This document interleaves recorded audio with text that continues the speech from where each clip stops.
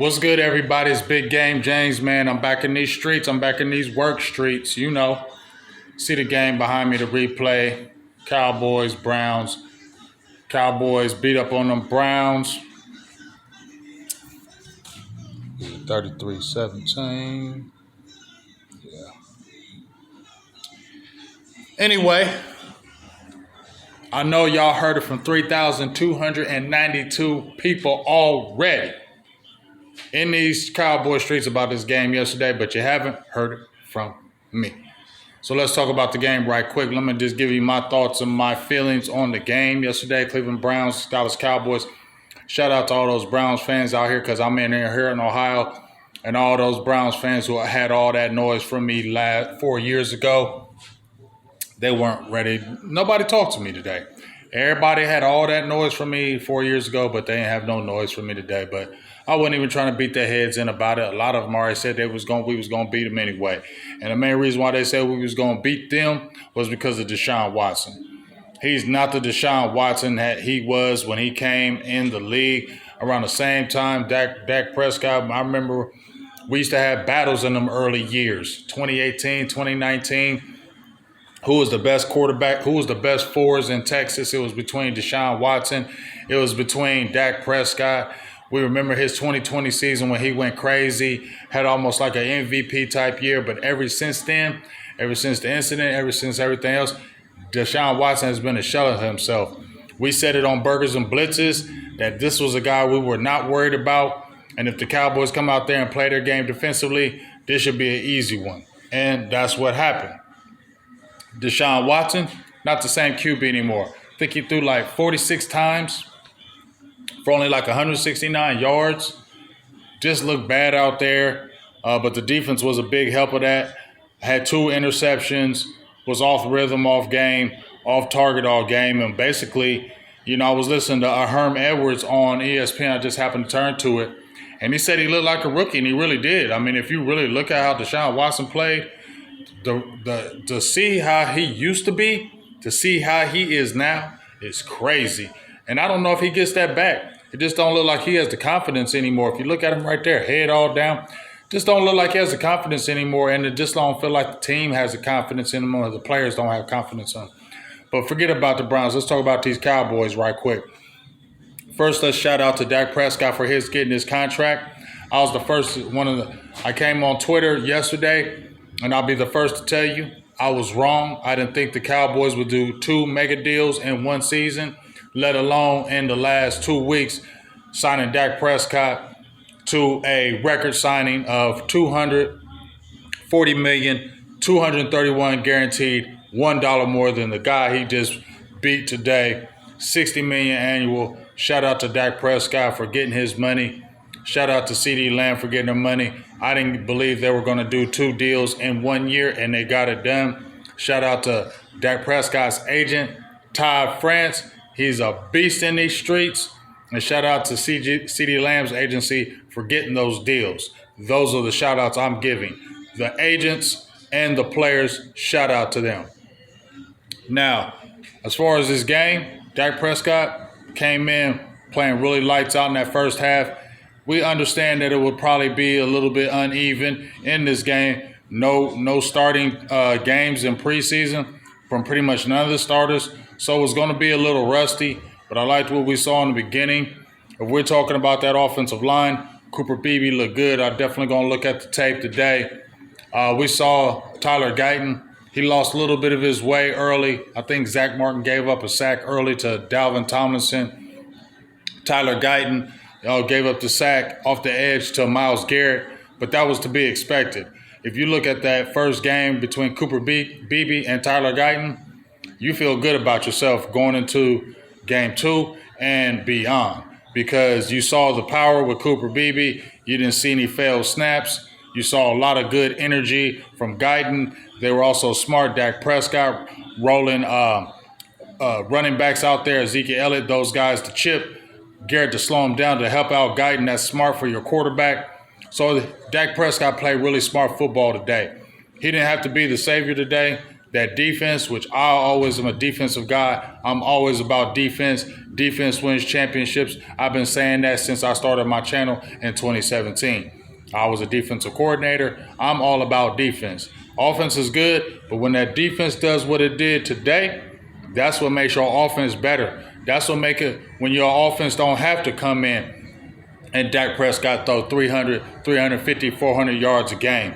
And you don't have to rely on that. That's why you got to have a good defense, and that's why you got to have special teams. And as we see, Brandon Aubrey is one of the best in the game by you seeing the field goal attempts and the makes that he did in this game. But defense wins championships, and I love it because if your offense is not playing good, your defense can travel. Defense travels in rain, sleet, snow, or shine.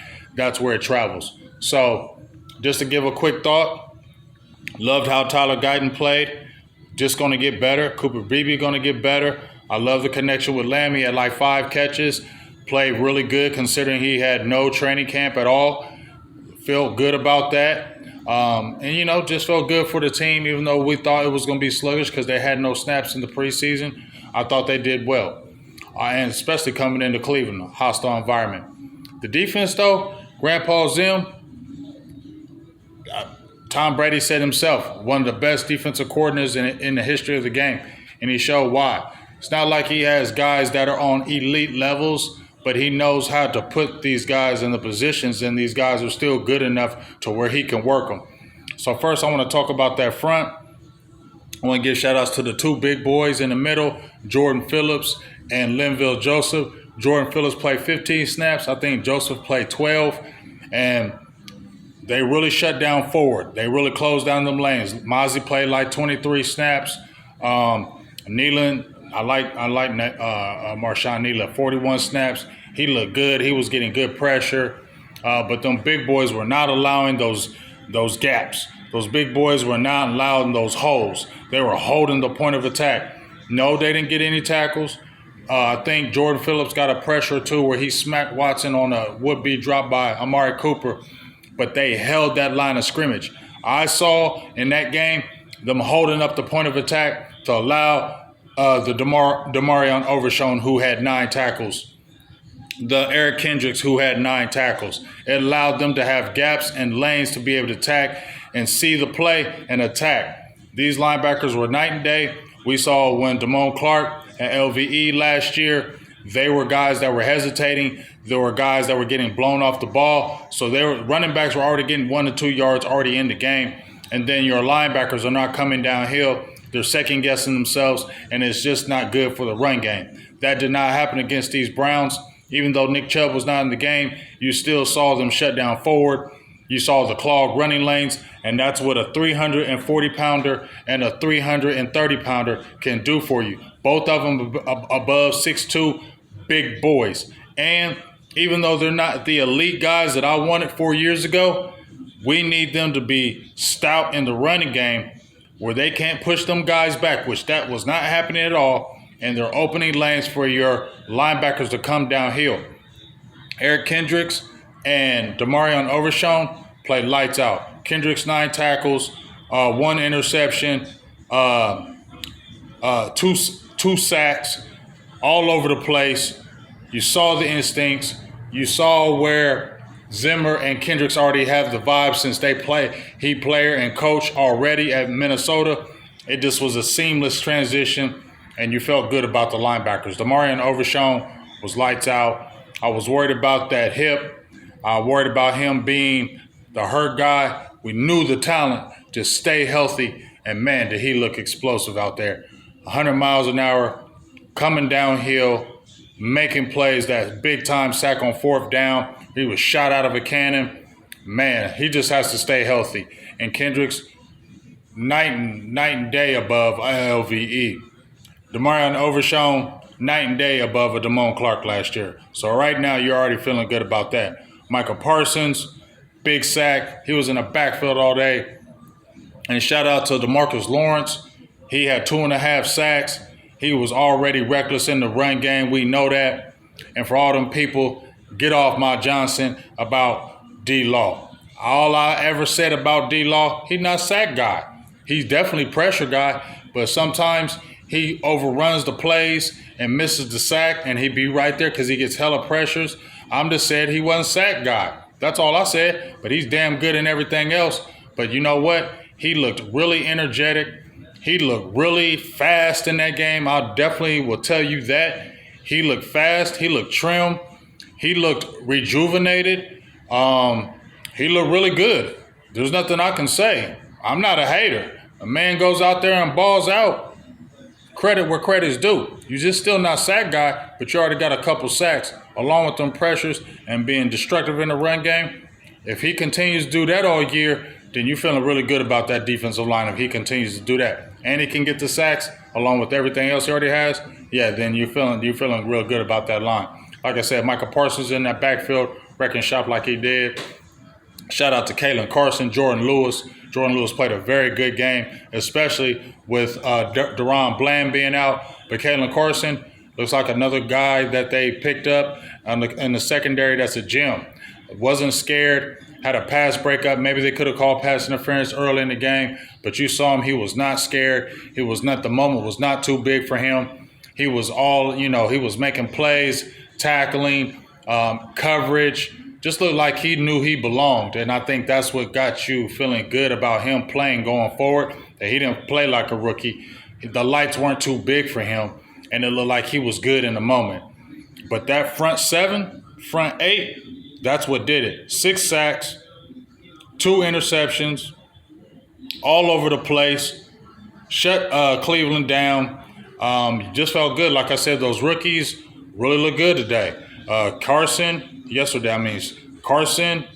Marshawn Nealon, even though he didn't get sacks, if you really watched him, and I'm going to watch him again, he was given a lot of good pressures. He was stout in that run game, and he's a really good rookie. And Cooper Beebe, he's really going to be good. Cooper Beebe, that's your probably center for the next maybe 10 years. He stays healthy. And Tyler Guyton, we understand what he's going through. He's the left tackle. First time he's playing in the NFL. But if you look at it from the perspective of, was that a good or bad game? That was a good game for him, considering you're going against one of the best in the league.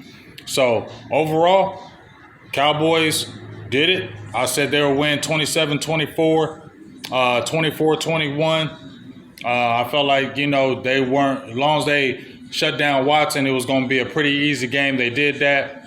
So it was definitely good to see them go ahead and handle their business. They got a big game next week at home against the New Orleans Saints. You've seen what they did to the Panthers. They're not a good team. But Derek Carr, we know what he can do. He can throw the ball. He can compete. So that'll be that's not a rivalry, but it is kind of rivalry. So that's going to be that's a good tune-up. You just have a guy coming off, they have 47 points. You just had a defense who shut their quarterback down. So it'll be a good matchup between those two. And definitely ready to talk about that next week, about them Cowboys. But like I said, shout out to Dak for getting his contract. And great job by the defense, Grandpa Zimm, Ezekiel Elliott. I would like to see he had 10 carries, 40 yards. I would like to see maybe them throwing some Dalvin Cook. Rico Dowdell didn't do bad. But I like to see them throwing some Dalvin Cook in this and see what he can really do against these Saints and get busy. Let's see what that can happen. But good job overall for the Cowboys. Good victory. Great job. And we'll talk more about this week. All right? Big game, James. I'm out. Peace.